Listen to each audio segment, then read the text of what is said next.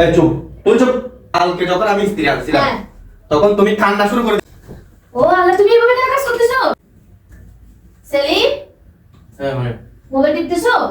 হ্যাঁ এই তো মোবাইল। আচ্ছা, মোবাইল না টিপে কালকে তোমার জন্য ইস্ত্রি আনছো যে, এখন ইস্ত্রি করে দাও।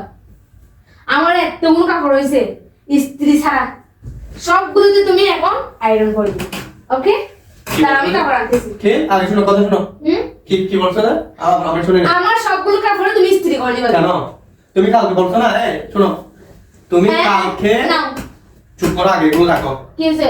সমস্যা কি? কালকে যখন আমি স্ত্রী আনছিলাম তখন তুমি কান্না শুরু করে দিছো, আমার কোনো কথা শুনোনি তুমি। তো আমাকে তুমি বলছো ইস্ত্রি, ইস্ত্রি এটা বলো না, ইস্ত্রি বলো না, ইস্ত্রি বলছো। তোমার আসলে মেয়েদের এরকম কেন আমি জানি না।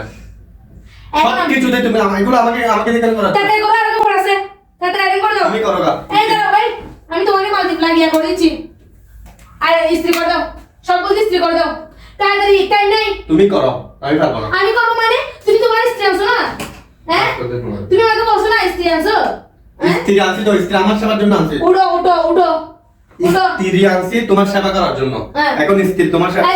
এই জন্য তো আমার কাপড়গুলো তোমার ইস্ত্রি দিয়ে তো সুন্দর করে। স্ত্রী যখন আনি না তখন তো তুমি স্ত্রী ছাড়া পড়তো, এখন স্ত্রী ছাড়া পড়ো। এখন আর পড়তে পারবো না। পড়তে এখন হবে। ইস্ত্রি আনাইছি কি জন্য? কাপড়ে ভালো করে আয়রন করে দেওয়ার জন্য।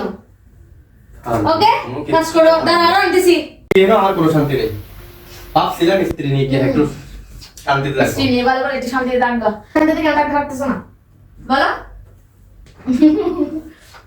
কাজ করো, সব কাজ করে ফেলো, তাড়াতাড়ি করে ফেলো। এগুলো তোমার স্ত্রী ছাড়া করলে কি হচ্ছে? তাড়াতাড়ি করো, তাড়াতাড়ি করো। স্ত্রী স্ত্রী স্ত্রী শেষ। স্ত্রি স্ত্রি ভাবছিলাম স্ত্রী নিয়ে সুখে থাকবো, সুখের তো দূরে। তুমি কেন মোবাইল টিপতে যাও? তো মোবাইল না টিপবো কি? মা, তুমি করো, আমি করবো না। তুমি কাজ করবা। তুমি আমার থেকে মোবাইল কেড়ে নিচ্ছ না। ভাই তোমার একা একা ভালো লাগবে না, এই জন্য আমি তোমার পাশে বসছি। তোমার পাশে বসে মোবাইল দেখো। তাহলে আমি চলে যাচ্ছি মোবাইল অন্য দেখে রুমে। মোবাইল টিপতে অন্য পারো। রুমে চলে যাচ্ছি আমি। মোবাইল টিপতে পারো না, এমনি বসো। না বসবো এমনি, আমার এমনি এমনি ভালো লাগতেছে না, তাই মোবাইল টিপতেছি তাহলে করো, এগুলো করো। যেন তোমার ভালো লাগে। এখন একজন পাশে বসে থাকলে তো মনে করো একজন ভালো লাগবে, গল্প তুমি করো করতে স্ত্রী। পারবো। আমাকে দিয়ে ইস্ত্রি করাবে, আজকে আমি কাপড়ের 12টা বাজিয়ে ও ছাড়বো। আল্লাহ রে, ও আল্লাহ রে, কি রে? এই চুপ, তুই চুপ, একদম চুপ। শোনো কথা বলবো না। আমি যেরকম করবো। ও আল্লাহ, তুমি এভাবে কেন কাজ করতেছো? কিভাবে করতেছি? হ্যাঁ, মুখে লাগিয়ে দিচ্ছ কেন তুমি আমাকে? তাই খাও। চুপ, মোবাইল দেখো, মোবাইল দেখো, মোবাইল দেখো, মোবাইল দেখো। হ্যালো, তুমি কাল দাও নিশ্চয়টা, কাল দাও। কানে দিতে হবে? হ্যাঁ, করে দাও। না, তোমাকে আমি আর হেল্প করতেছি, বসে বসে হ্যাঁ, পাশে। করতেছে না? স্ত্রী আনছিলাম কালকে। শুরু করে দিয়েছে। চলে যাচ্ছি, আচ্ছা।